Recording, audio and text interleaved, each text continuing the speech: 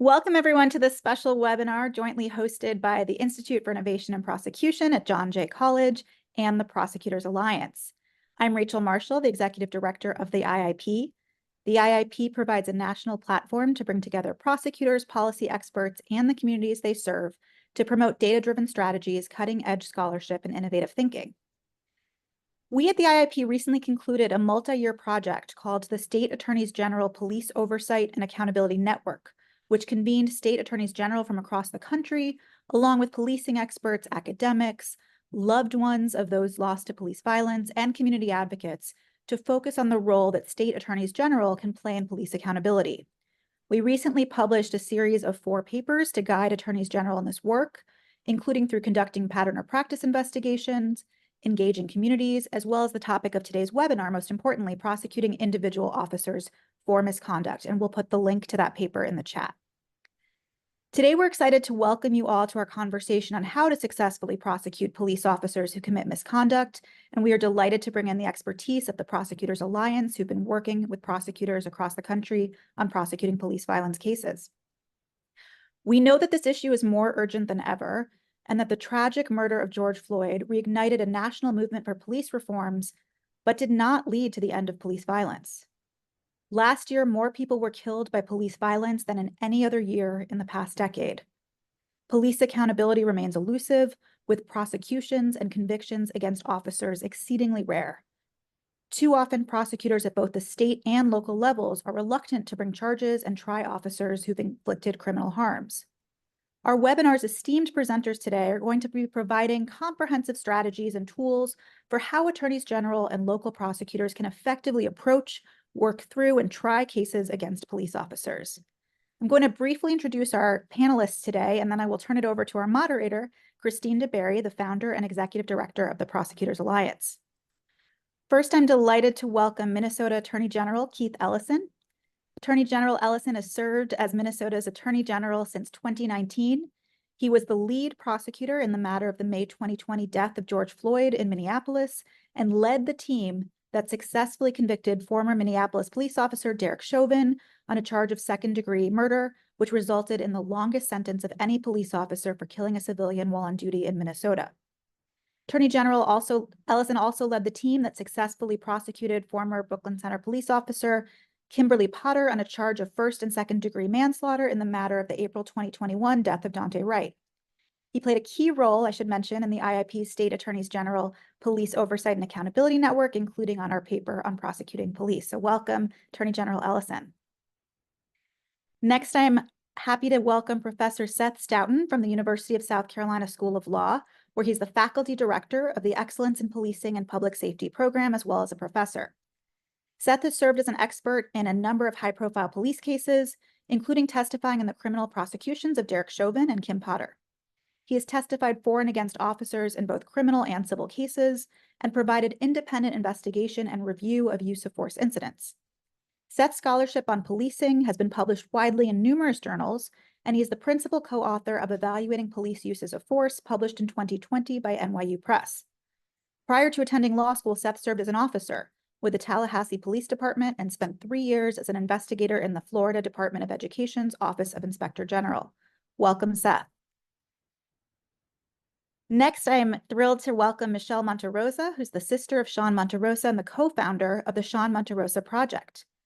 Michelle is the eldest sibling to her sister, Ashley Monterrosa, and her brother, Sean Monterrosa, who was tragically shot and killed by a Vallejo police officer in June of 2020.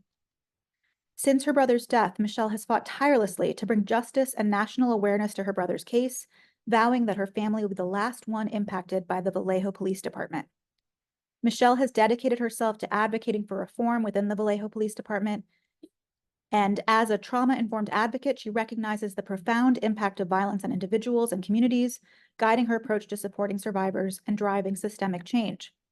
In addition to her advocacy work, Michelle co-founded the Sean Monterrosa Project, a multifaceted initiative confronting systemic issues and reclaiming the narrative surrounding police violence. Despite the weight of her activism, Michelle remains committed to pursuing higher education with a master's degree in ethnic studies. Balancing her studies with her advocacy work, she tirelessly campaigns as well for legislative and policy changes, both in California and nationwide, determined to honor her brother's memory and prevent further loss of life to police violence. Finally, joining us in just a moment will be District Attorney Dinah Becton from Contra Costa County, California. DA Becton has spent her professional career as a judge, lawyer, and manager.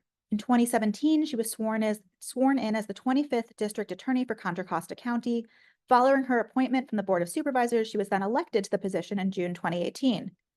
District Attorney Becton previously served for 22 years as a judge in Contra Costa County, where she was elected as presiding judge. She is past president of the National Association of Women Judges, the nation's leading voice for women in the judiciary, and past chair of the State Bar Council on Access and Fairness. So welcome to all of our incredible panelists today for this important discussion, and I will turn it over to you, Christine. Wonderful. Thank you so much, Rachel, and the whole team at IIP for joining us to do this together. It's just really lovely. I just have one administrative note. If somebody could help me move DA Becton into the panelist section, that would be great. She's on the other side. So welcome, everybody. We have an incredible group of people here. I recognize some of you participants from our previous trainings and so many new people. We have almost 200 people with us today. So just really beautiful to see so many people leaning into this conversation, and really proud of our profession and everybody that's connected to it and caring about this issue and wanting to learn more. We have a really incredible group, as you heard, to help elucidate some questions here. As we go, I will be moderating conversation to make sure we can hear from all of our panelists, and then we're hopeful that we will have time for Q&A. So if you have questions as we're going, please put them in the Q&A. It's much easier for us to see them there than if they're in the chat. So use that function, and we're going to dive right in. So I would love to start with you, Michelle. Thank you so much for joining us and for being able to speak so publicly and eloquently about the tragedy that visited your family. I think it's really important for all of us as an audience to start by being grounded in what that personal up-close experience is like. And so if you would be willing to start us off and just talk from your position as having lost a loved one, why is this work for prosecutors so important? Thank you, and it's an honor to be here. It's simple. It's the right thing to do. I think in grounding us, we're all humans, and I think in the narrative of police violence, we often leave out that those who are harmed by police violence are victims and survivors themselves. And for me, I've grounded myself to be the voice of my brother who's no longer here. And as Attorney General Keith Ellison said at the previous convening we had, prosecutors and the attorney generals need to be bold, and I think we have to take action. We have seen that this conversation obviously has cracked the doors a little bit, right? We've cracked the doors, we paved the way, but just even generations ago, these conversations were probably taboo, and probably within your offices, that's not something we do. But coming with my experience, losing my brother June 2nd of 2020, just a few weeks after the George Floyd uprisings, my sister and I received a text message for our brother. Can you help me by signing this petition? I signed it, and my sister reacted with a heart by just saying, just did it. And never did we know that would be Sean's last text message to us on this earth. And with that has been what fueled us and guides us, in reminding that this should have never happened. But obviously there's work that needs to be done for us to open those doors and continue the conversations of why this work is so important. And again, it's just as basic as it is. This is necessary work. We know what's right from wrong, and it's necessary. But the advocacy my sister and I have done for the past 4 years, it's been challenging. We're not experts to this. Little did we know what to do in the moment, right? But we knew we had the love for our brother, and that's what fueled us and guided us. And we thought it's easy peasy. DA is going to bring charges immediately. And in our case, the DA recused herself even before looking at it. And I remember our family's like, well, do we ask because we're in San Francisco, so we asked our local DA, can you take the case? He said, well, I don't have jurisdiction. It's Solano County. It's very different. And yet that DA would have to appoint me, but that might not work. So he helped us in navigating even trying to get conversations with our former AG, Javier Becerra, which to the day we were going to have a conversation, he got appointed to the White House. So it was just a lot of hurdles for us. So who do you go to? Which my sister and I took action, and we went to our governor's house. We're like, well, we're born and raised in San Francisco. of course, Newsom's going to listen to us, in which we got arrested, unfortunately. But after that, it gained attention and momentum. And I share this because these are the great lengths that families even have to go to even have a bare conversation.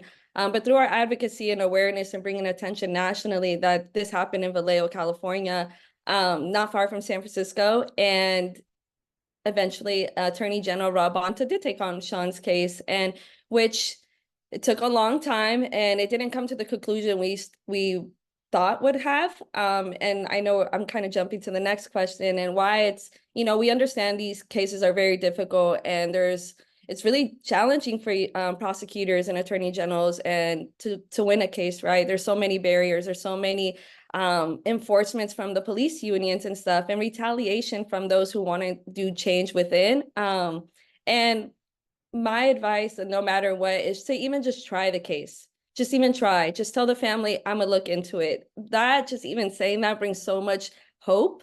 Whether you don't have the outcome that the family wishes, but you're giving that family hope, because we know so many times there are families whose stories don't even get recognized. They don't even have community behind them to even support them and hold them. So that's why it's necessary work. It's time that people be bold and take action and not be afraid. And I'll leave it at that.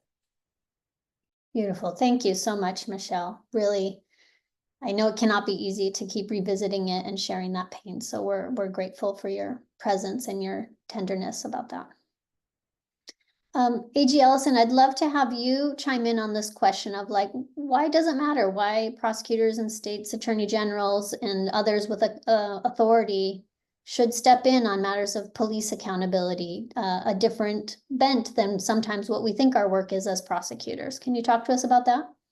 Well, I agree with everything that Michelle said. I mean, to me, it's real basic. It's like caring for crime victims, right?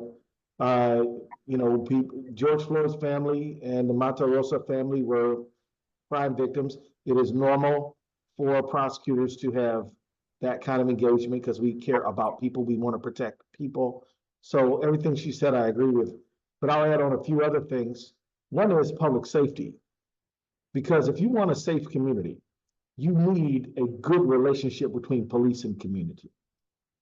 And if you don't have a good relationship between police and community, people won't respond to subpoenas. They won't come forward with information that they have. They will simply sort of not engage. And so having a good relationship is contingent upon some sense that everybody's equal before the law. Nobody can commit a crime and just get away with it just because of their status, and that everybody has to obey the law. So we know that after George Floyd was killed, we had people in the community reluctant to reach out to police and law enforcement.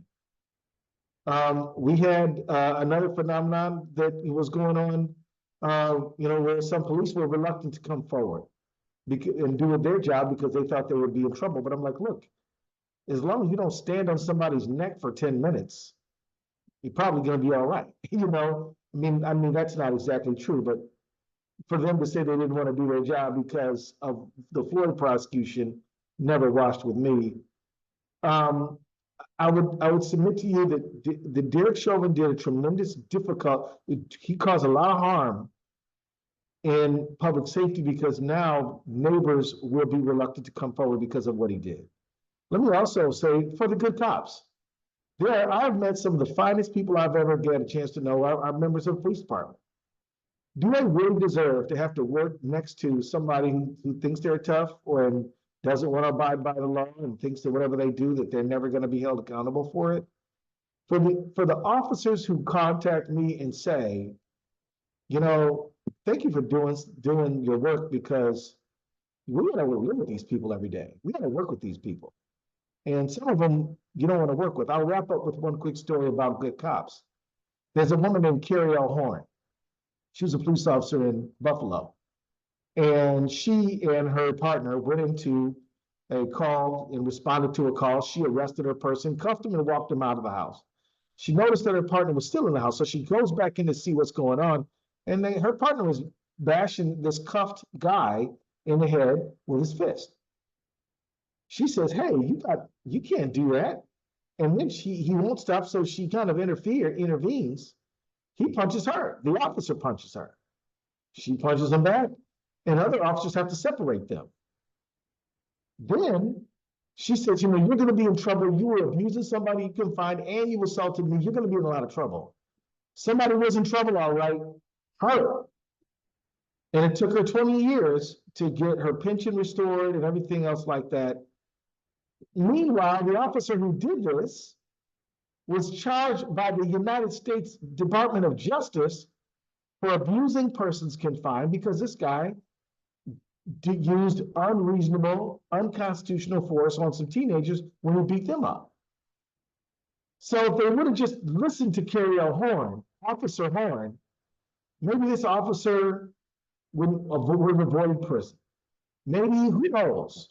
But as we act like just ignoring this problem is going to let it go away, it's not going to go away. And it's going to make it tougher for us to have safe communities and get the trust that we rely on as law enforcement to have safe communities. So for the sake of the good cops, for the sake of citizens who don't want to be, illegally, unjustifiably harmed, and for the sake of public safety in our community, those are some things.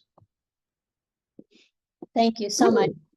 Appreciate so much your leadership on this issue and the work you've done and your vision for how we all engage in this. Very appreciated. I want to turn now to DA Becton.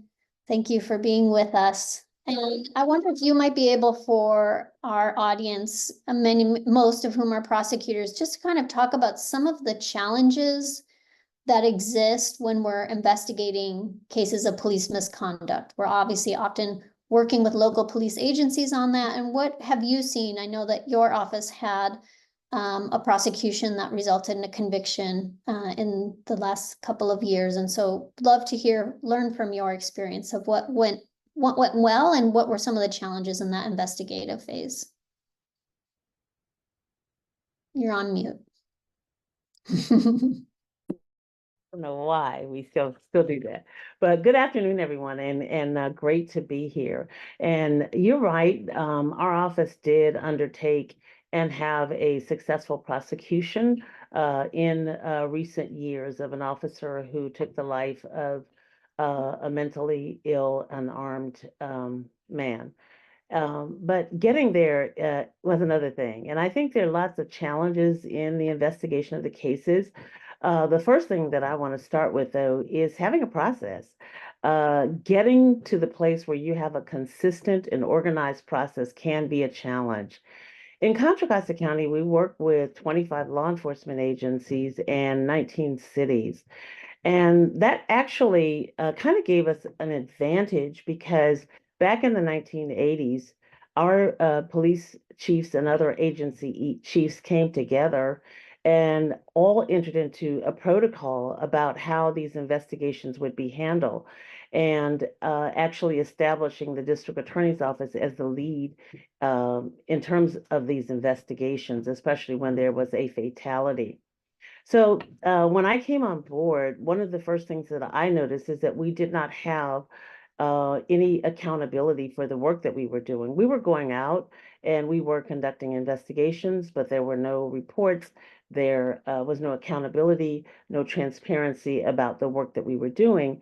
And we had a pretty antiquated process for those investigations that I don't know that any other entity in the county had adopted. We had one person really who was responsible for responding to the scene. He would grab up a bunch of investigators and they would go out, and that one person would be responsible. It was an attorney, by the way, for leading the investigation, for making whatever recommendations and conclusions might come out of it, but not writing any reports or anything of that nature that would go to either our agencies or to our community. And so coming in and announcing, like, I want to have a different process. I would like to be able to write thorough reports so that our investigative work is not only consistent, but transparent and accountable to and fair and objective for everyone involved. And the other part was trying to move away then from something that had been in place for, decades, to move from a singular person to a process for those investigations. Obviously, the most probably the ideal situation would be if you had independent staff that could conduct these investigations, because as everyone knows, district attorneys and our investigators have to work very closely with law enforcement agencies every day. It's how we prosecute our cases. But because of that work and the closeness of it, there are often relationships and ties that develop over the years that can make it difficult or reluctant for some to come forward and be involved in this work. So the first was moving from that individual to a team and to a process, putting those teams together, not only of our investigators who are on call 24 hours, as well as attorneys and a team of attorneys, getting the training in place, developing our internal procedures, and then also establishing how we would write reports and what they would look like. And we have a very, very intensive review process that probably sometimes bogs us down, but we're really trying to make sure that, one, our investigation and our product is fair and consistent, and that we're doing the best that we can to evaluate these cases and also have a consistent approach to them. So I think the main challenges would be, making sure that we have a transparent and consistent process, and also that we have a sense of accountability to not only to the agencies, but to the people that we serve as well. There could also be, as I mentioned before, a lack of interest from your teams and a lack of resistance, if you will, to being involved in this work. So I think now when you go on our website, and because of the fact that I made my announcement for writing reports in 2018, and we wanted to go chronologically, but not having the infrastructure in place to be able to do so. So I would say that's another lesson learned. Probably put your teams together, get your processes in place, and then maybe make your announcement that you're going to go public with all of your reports, because that really set us back in a harmful way to get up to date. But now we, of course, have all of our reports up to date, only writing reports of case when we're not filing charges. And they're on our website. And I really think that when you review those reports, you'll see that we probably have a gold standard for California now in what those reports look like. So I'll stop there. And of course, I'm sure there'll be some questions about getting set up and everything. Great. Thank you so much, DA. I think that's a great lead in for AG Ellison kind of to talk to us. We all obviously watched parts of the Derek Chauvin trial and heard the news, but helpful to hear sort of how you thought about your team and your approach to that case. It is the most robust team I've seen put together. And so I think that we would all benefit from hearing how you thought about that and what those building blocks looked like, so that as people in their offices are confronted with these charging and prosecution decisions, they have your approach in mind. Well, I'll tell you one thing. You should get Seth Stoughton on your team if you can. That guy is really good. I'll get to that in a moment. Good. Threshold issue, the critical incident happens. It's before, if you are a local prosecutor, you should ask yourself, should I do this case? And the answer might be yes. Answer might be no. But you should at least consider, are your relationships between your office and the local law enforcement so tight that you can't really move forward with this case in a way that it deserves?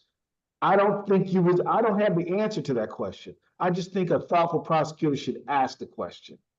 Should we get the attorney general on the line, who's a little bit more distant, who might be a little bit less vulnerable to to powers that be? Just something to think about. Number two, Britain. You need a tank committee right away. So if the case is coming to you, you need to understand that a police officer, as a public employee, has two very natty issues, sort of threshold basis. One of them is that that officer may have to tell what happened based on their obligation as a state employee with a responsibility of candor and honesty to their supervisor.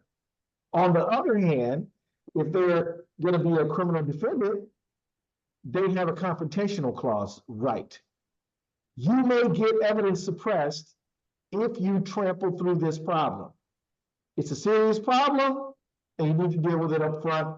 Because if you go straight from, if you get a bunch of statements from an officer that officer had to give as a function of their job as a public employee, now you use those same statements against that officer, you might be in some difficulty with your case.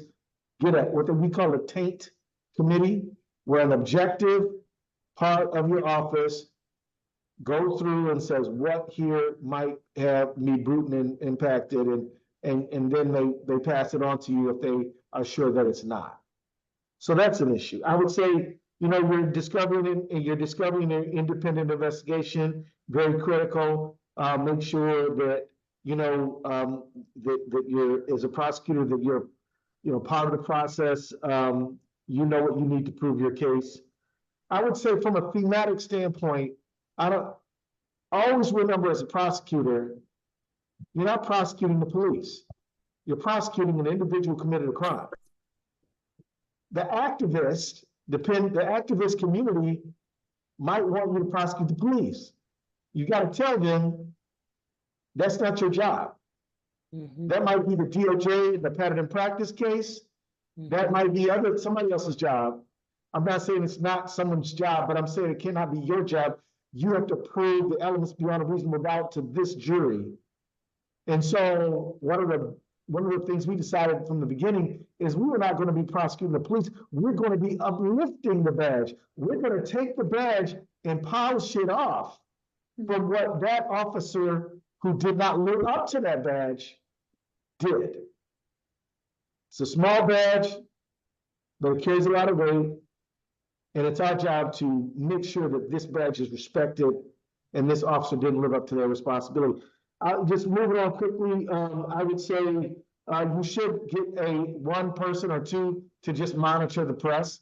Now, as a prosecutor, I don't think you should be saying it's tough. You should announce the charges, but after that, you got to shut up, in my opinion, because you don't want to be the one who's now tainting the jury pool, right? I think there's probably an ethical obligation for you not to do that. Now, defense counsel is going to be going on and on about how outrageous and ridiculous your prosecution is. And as you know, the the defense attorneys probably, their defense might be to prosecute you, right? So, prosecute the prosecutor. Happens a lot. So I would say keep it, but you should have somebody watching the press, because sometimes through their filings, they're going to tell you what their case theory is. So if you're watching it, that could be helpful. And then I'll say, I think you got to be ready for that motion for change of venue. Very important, very important. I think you're better off keeping the case where it happened, generally. And I think, you can find a good jury if the judge manages the case right, but be ready for that change of venue. And then, as I said before, get Seth Stoughton. and I'll pass on from there. Perfect. Well, you guys are really great at the easy handoffs here. I tell you. So Seth, we want to come to you next as somebody who's served as an expert witness and also been a police officer. A big challenge in these cases, any of us who have been close to them know, is that you've got facts and then you've got to figure out how to help a jury understand the legal standards and so many complex factors in these cases. So can you just kind of talk to us, what's the best way for a prosecutor to go about finding an objective expert witness that's appropriate to their case? Do you have any thoughts or strategies we can be thinking about in that realm? Maybe. I'm not going to claim that any of these are helpful. I'm going to have to let you guys figure that one out. I think start with identifying exactly what kind of expert you need. And that might take consulting with other attorneys, and it might take consulting with other experts. It's very easy to say, okay, well, we need a medical expert or we need a police practices expert. But sometimes within police practices or within subfields, there are particular types of experts that you might want to look at. There's a difference, for example, between someone who does tactics and use of force experts, which is what I do, and a technical expert who can explain the bioelectrical aspects of a taser that might need to work with a medical expert to determine cause of death. That's not a use of force expert. That's a bioelectrician, bioelectrical engineering expert. So first, identifying exactly what kind of experts you need. That might include looking at rebuttal experts. If you can confer with your experts and identify what the defense experts are likely to be focused on, then you can start thinking about identifying either a role for your expert as rebuttal or finding a separate rebuttal expert that's either particular to some of the concepts or maybe particular to some of the individual defense experts who you may be thinking about. Once you've identified the type of experts, then I think it's very important to make sure that the experts are answering the questions that they need to answer, which are not necessarily the questions that you want them to answer. I've worked on a number of civil and criminal cases now, and one of the big differences, particularly in criminal cases, is mens rea. You have to prove mens rea to establish guilt for most of the crimes that we'll be talking about here. No expert should ever opine on mens rea.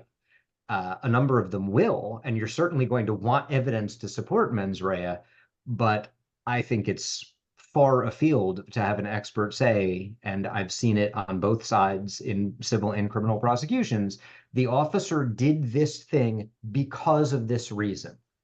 I have no idea as an expert why the officer is doing anything. The only thing I can tell you as an expert is whether the officer's actions are consistent or inconsistent with generally accepted practices. That is what the officer should be doing. The officer can, the expert can help you identify links in evidence. And what I mean by that is the officer did this thing, he took a particular action, and the officer explained that action this way. He said he did it for this reason, or he perceived this set of facts.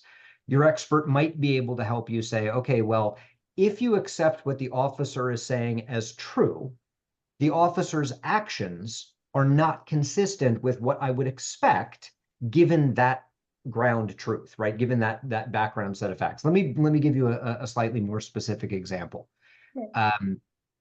A case where an officer moved very quickly from point A to point B, running after somebody.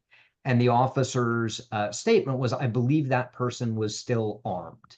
And it would be inconsistent with generally accepted practices for an officer to run up very quickly within a very short period of time, very close to an individual who is in a covered position, if the officer believed that that person was still armed. Now, I can't make credibility determinations. No expert should be making credibility determinations. So I can't tell you that the officer is lying or not. All I can say is, if the officer believed the person was armed, it's either tactically reckless for him to do what he did, or he didn't believe that. I don't know. You have to pitch that one to the jury in a way that they can work it out. But at least I can say what the officer did is not consistent with what the officer is describing. So how do you look for objectivity there? To answer the question maybe in a more precise fashion, I think you want to make sure that you have an early conversation with your experts about what exactly the scope of their opinion can be. And there is an unfortunate tendency, I think, in this world, in the world of being an expert in police practices, because it's not capable of being sort of brought down to a scientific test, right? We're talking about something that is at least as much an art as it is a science. We can't just weigh some chemicals and put something through a spectrometer and or analyze DNA and say, look, here's the graph. I think it's important to discuss with your expert what the limits of their opinion are going to be, and be aware that there is a not uncommon tendency for experts to kind of push the limits of their opinion a little bit. The minute they start to push the edges of their opinion, personally, and this is just me, I would be very reluctant to use that person. With all of the attorneys that I worked with, I make sure I emphasize up front, this is all I can do, and I will go not one step further. The cases that you work on are incredibly important, but from any expert's perspective, there should not be a single case that is worth their integrity as an expert. So make sure you establish those professional boundaries, if you will, and that your expert has a clear set of professional boundaries. Other than that, I think there's the pretty obvious stuff that I think most people on the webinar are going to be familiar with. Talk to other attorneys who have used that expert, get prior opinions or reports that they've written. Make sure that if you have prior reports or opinions, make sure that they're following the same methodology from case to case. One of the issues that I see with police experts is a methodology that changes, sometimes dramatically, depending on who's paying the bills. A good expert may not be applying, a good expert in this field may not be applying a scientific process, but they should be applying a consistent methodology such that any reasonable expert who applies that methodology should get to more or less the same answer. That's what experts do. It's the basis of science, even if we're talking about something that can't be brought down to numbers and chemicals. So see if they are being consistent in the way that they approach these cases in prior cases. There's probably more, but I don't want to ramble for too long. I think there's a lot smarter and more interesting people to talk here than me. No, that's incredibly helpful, Seth. What were you going to say something? Christine, can I add something? Please do. I'm sorry, because I'm not up, but I just want to let everybody know. Remember, there's two reasons at least for you to engage an expert. One is to testify, and that's, we all know that one.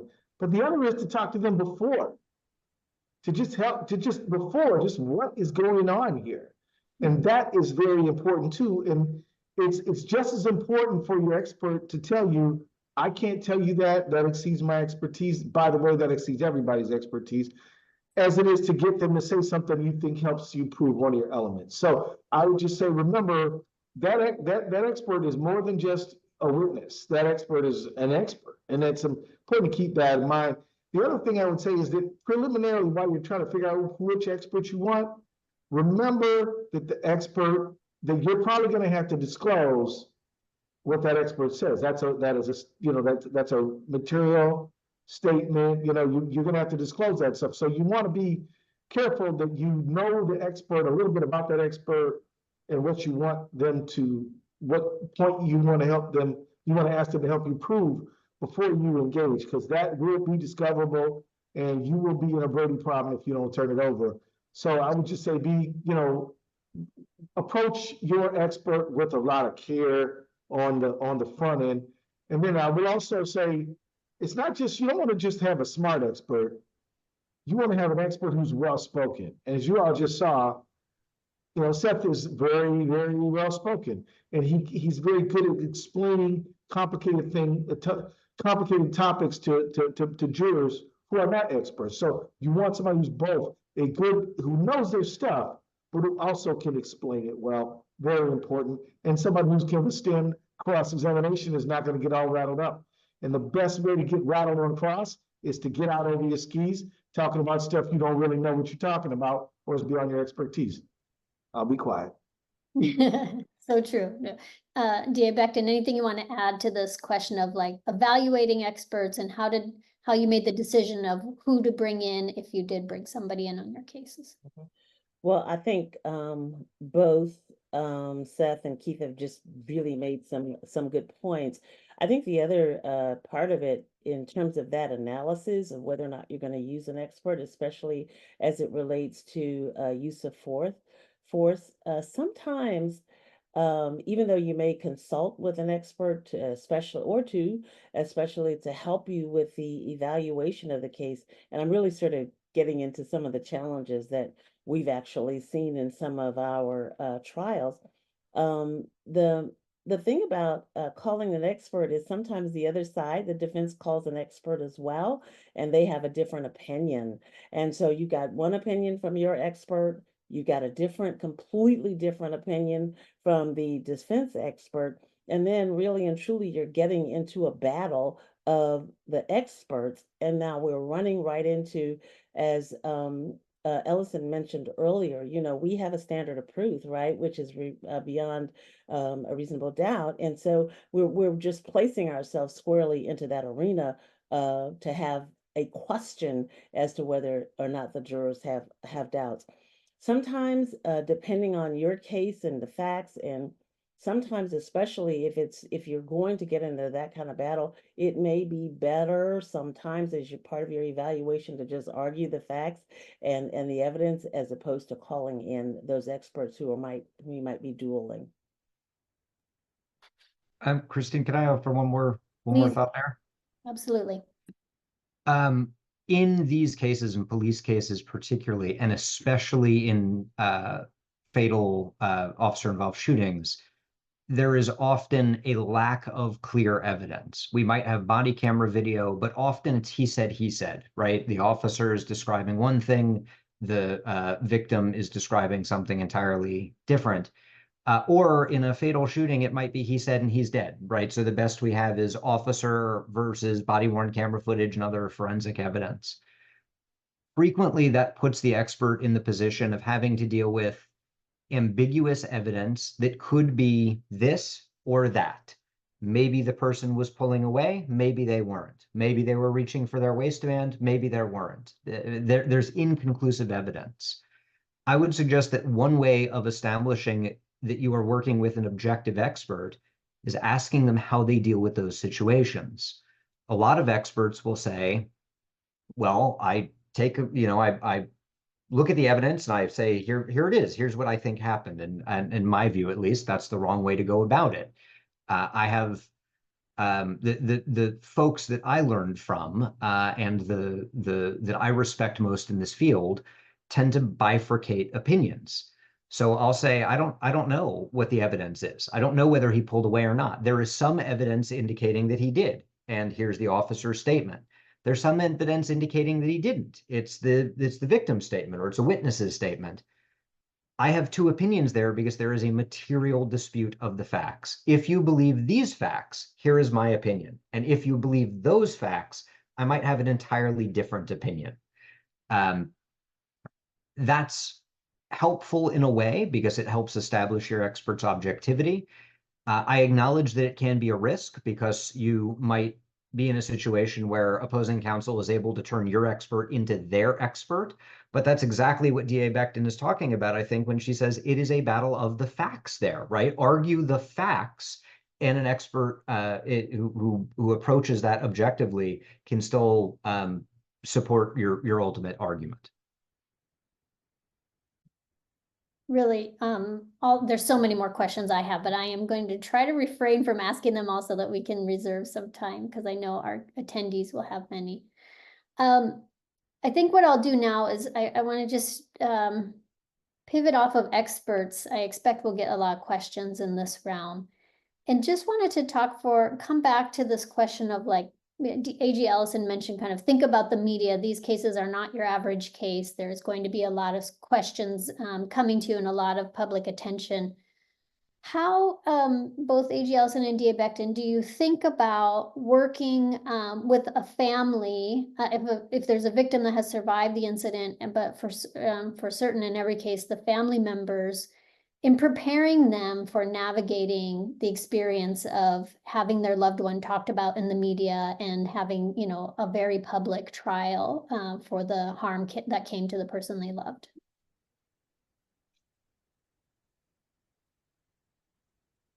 AG, Diane, you want to go? Okay. Sure. And I would say, it really is, it's kind of a delicate, if you will, situation to work with a family, one who may be suffering from a significant loss, having lost a loved one, or who has a loved one who's been significantly injured. But we think in our office, it's very important to still have contact with that family early on to let them know, yes, we are the investigative agency. We are going to be doing the best that we can to do a fair and competent investigation in this case, and we will keep you apprised of our work and the progress that we're making. Sometimes people want to know how long things are going to take. Staying away from any specifics necessarily about the case, but definitely letting them know that there's a contact person for them. If they have questions, they can contact us, and that we're willing to, engage them in conversations along the way. And then when you get to that point, one of the things that we've built into our protocol is making sure that when we are at the point of making a decision, that on our checklist, of course, is having a conversation with that family, to make sure that before information hits the press about their loved one and about what happened, that they are informed that a report might be coming out, or even that charges might be coming out, however it's going to go, so that they're not caught off guard, that they're not spoken about in the news before we have a chance to have a conversation with them to let them know what the outcome is going to be. Also, a lot of times, I would say in some of these cases, being out and about in the community, I'm often running into, the families and them wanting to really ask a lot of questions and to know, but really making sure that they feel comfortable with being able to contact you or contact your office, but also know that we can't get into the details because the investigation is pending. But as soon as we have an outcome, we will let them know and keep them informed.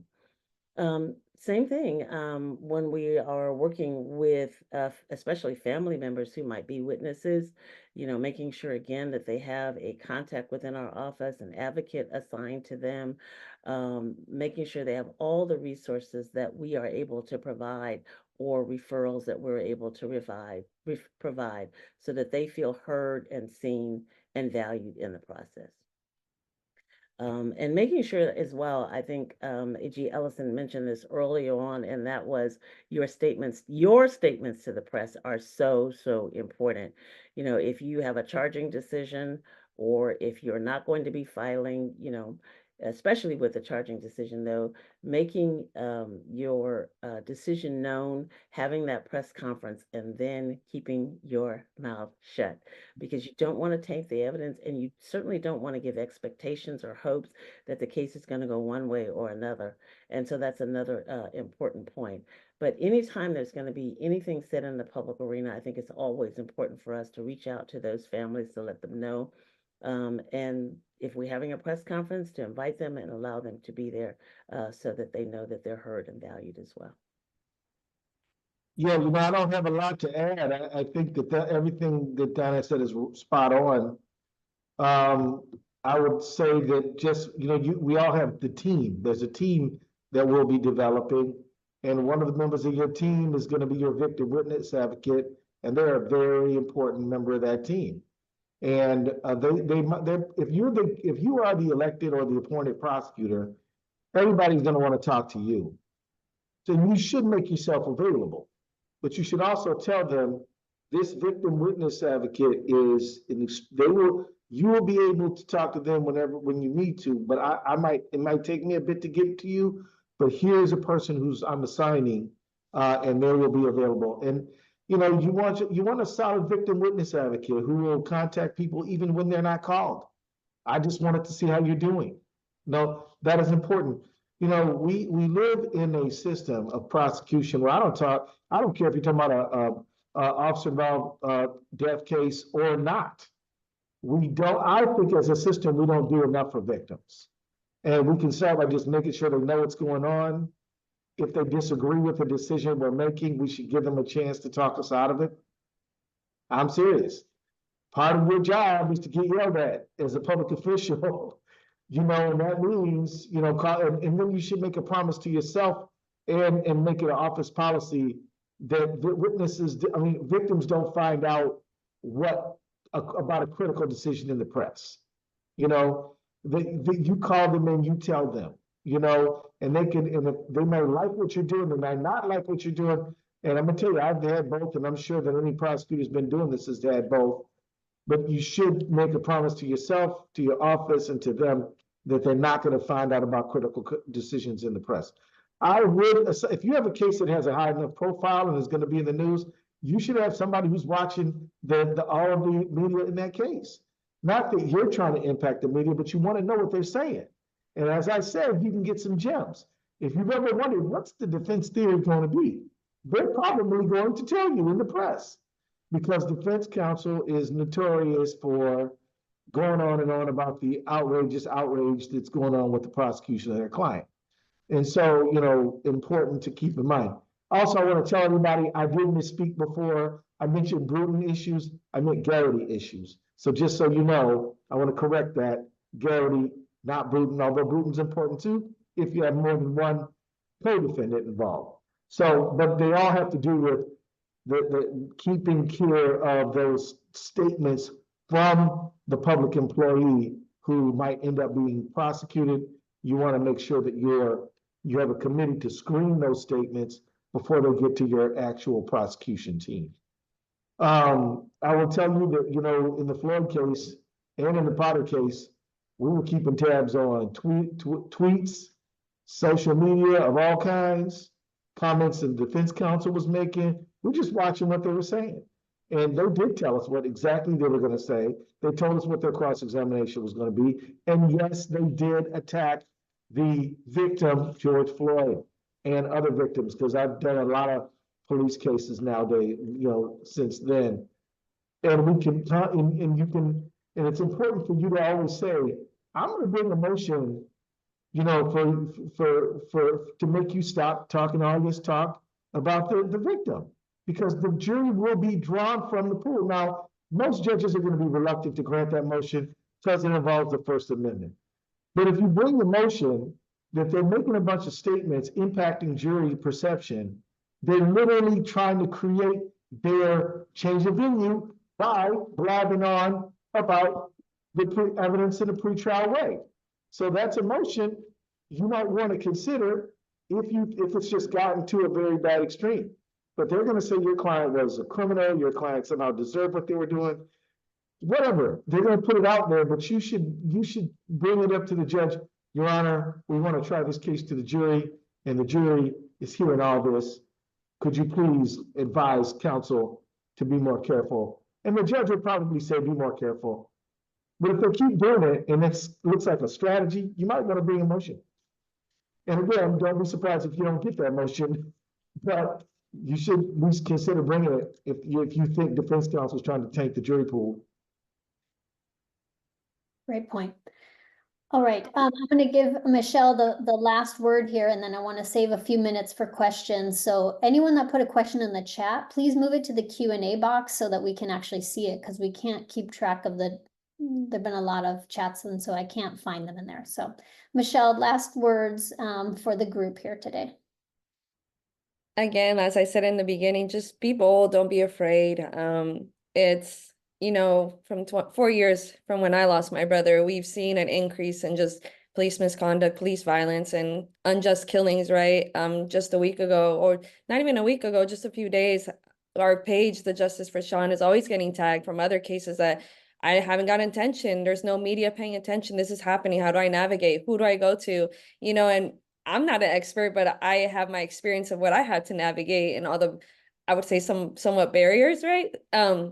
People are like, I'm not getting any funds in my GoFundMe. What can I do? You know, so people don't even know that there's victims compensation out there. They don't know that they can at least try, you know, whether you get it or not. Oftentimes some offices care about victims, as Keith Ellison was saying, but some offices don't. And to keep it quite frank, when our family experienced the county that caused the harm to our family never reached out. The DA's office never had a staffer call, no nothing, not even navigating the victims compensation. It really was our San Francisco DA's office that reached out, hey, this is what we can do, this is how we can navigate. So for me, that's how I advocate to families, like, hey, this is who you can call. You can get connected to these organizations that do the work. Sometimes people have unrestricted dollars that they can support you in that way. So yeah, and then in addition to how, you guys are saying of talking with families, just lead them through the process. You know, a lot of the times no one expects this to happen. No one's an expert in this, let alone people ask me like, oh, how do you speak so eloquently? How do you do this? You just have to go in there and figure it out sometimes. And I know we were talking pertaining to the media, and we've seen media play a detrimental role into humanizing who our loved ones are. They'll often go with the narrative of whatever the police department, the union, or whatever's happening, right? Not really assessing who that person was as a human. Who were they before them losing their life and just being remembered for that date, you know? And that work that my sister and I reclaiming the narrative is that we need to humanize people. We need to humanize if they're victims, they're not here no more, or whether they are, they have the space and the transparency to share their stories, and create physical beacons to honor their loved ones. And ADA's office, AGs, or however, support them in allocating, getting a street renamed, getting a mural, getting something to just people never forget. So those are my final words. Thank you so much, Michelle, and everybody for all your insightful guidance here. We are willing to stay on a couple minutes for questions, but I know many people will have to drop off at the hour mark. And so I don't know, I'm going to ask Rachel and Arceli if there are any announcements we need to make, and then I want to turn to some of the questions because we have a bunch in the Q&A here. I think go ahead with the questions. Yeah. Okay, great. All right, so I'm going to try to lump a couple together. Essentially, it's around the Graham standard, right? The reasonableness standard, and feeling like you have really disturbing facts. You know, the horrible expression, lawful but awful. You've got really troubling facts, but when you're lining them up against the reasonableness standard, having trouble with that. And just any insights or thoughts you have from cases you've seen, ways that people can navigate that, and things that in your gut feel like they should be unlawful. Are there experts or evidentiary efforts you can take to help you confirm that, or that can help you on that pathway of navigating that tricky situation? I don't know, Seth, if this might be an interesting question for you.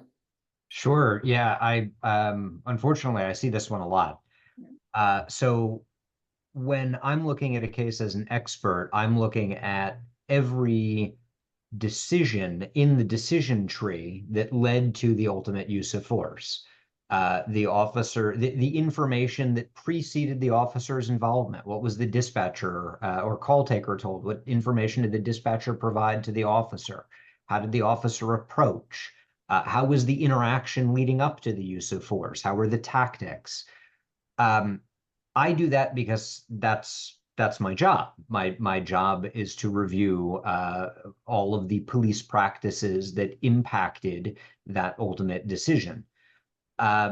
State law, depending on what state you're in, or no one here, I suppose, is applying Fourth Amendment law, but state law is, it varies. There are some states like California that explicitly say we consider the actions of the officer prior to the use of force.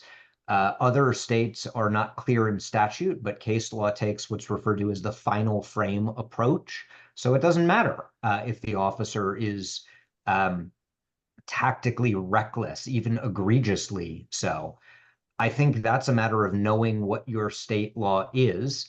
And in the context of a particular prosecution, I'm now switching from expert hat to law professor hat, you have to apply the law as it exists. There might be some alternative measures like talking to the legislature about amending the law. Prosecutors in California, when 392 went through, or the preceding year when it didn't go through, but what became 392, prosecutors were an active part of that conversation. It's a difficult call to make. But one of the ways that I've seen prosecutors' offices, I think, handle it with the most grace is make clear like I was saying earlier about an expert saying, this is the scope of my job. Prosecutors also have to say, this is the scope of my job. I am called upon to answer a particular question. And I tend to encourage prosecutors in their reports, even if it's a declination report, to say, there are problems with this action. The officer may have used bad tactics here. There are other issues. However, those are outside the scope of the question that I am being asked to answer in this context. My only question is there probable cause to believe that a crime has been committed? And do I believe in good faith that I can prove the elements of a crime beyond a reasonable doubt? It is entirely possible. Let me give you a very specific example, if that's all right. A case here in South Carolina, the death of Jamal Sutherland. The prosecutor in Charleston County is Scarlett Wilson. She brought in two experts, a guy named Gary Rainey, who I highly recommend in any case involving correctional facilities or carceral facilities, and me to look at it. The death occurred after a cell extraction, and the officers did almost everything wrong, right? Like from point A to point Z, almost everything that should have gone one way, they did exactly the opposite way. The problem in that case, after a thorough review of the file, is they had been trained to do exactly what they did. It was really, really faulty training. So from a mens rea perspective, there's a real problem saying that they were reckless or even negligent when they're doing what they were trained to do. And it's a situation where she had to say, look, they did it badly. We know they did it badly. The sheriff's office is acknowledging that they hired a vendor who was kind of way out there. But the scope of what I have to answer here is very narrow. So I can acknowledge that there are problems while also identifying those problems are unfortunately outside the scope of my official authority. Great. There are a ton of really interesting questions. We are at time here, and so I think we unfortunately need to wrap up, but we will give you some opportunities for ways we can continue to be in community around this important conversation. So I think, do I turn it to you now, Rachel, and then back to us, or what the plan is? Sure.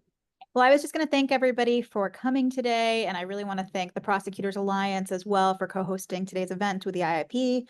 And I know I can speak for both of us as organizations when I say that we are both here to support you in your work to pursue police accountability, which, as Attorney General Ellison just mentioned, is a key component of public safety.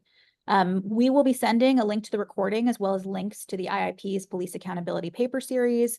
As you may have seen in the chat, you can sign up at prosecution.org to review all of our police accountability materials and to ensure that you're notified for all of our future webinars and publications. Thank you again to the Prosecutors Alliance, and thank you all for being here. I'll turn it back to you, Christine. And thank you, of course, to our panelists as well. Yes, so perfect. Please sign up for IIP's information. We will, as Rachel said, send that around to all of you. And then we do have an annual conference on this subject, and we will be hosting it again in November of this year. So if you are interested, I think the link is in the chat to get connected with us. We'd love to give you more information and see if you're able to join us. AG Ellison was our keynote last year and did a terrific job. Oh, perfect. So you can email Greg Swolstar and our team if you have an interest in learning more about the conference. It's 2 days of in-depth discussion on all of these issues where we have a chance to go in much more detail on the questions on experts and Liebarger and Garrity and all of the nitty-gritty questions we all have when we come across these cases. So please feel free to reach out to the IIP as well for their papers. We appreciate all of you. We are so eternally grateful to our panelists, one, for being here with us today, but for all of the work that you're doing on this away from the camera. These can be very thankless endeavors, and they are hard. And everybody on the call today that is eager and grappling with these issues, we're so appreciative of you and your integrity and your willingness to be a guardian of justice means everything, and it is a proud part of our profession, and we are honored to be part of the conversation. So thank you, everybody, for today. We look forward to being in touch with all of you in one way or another, and take good care.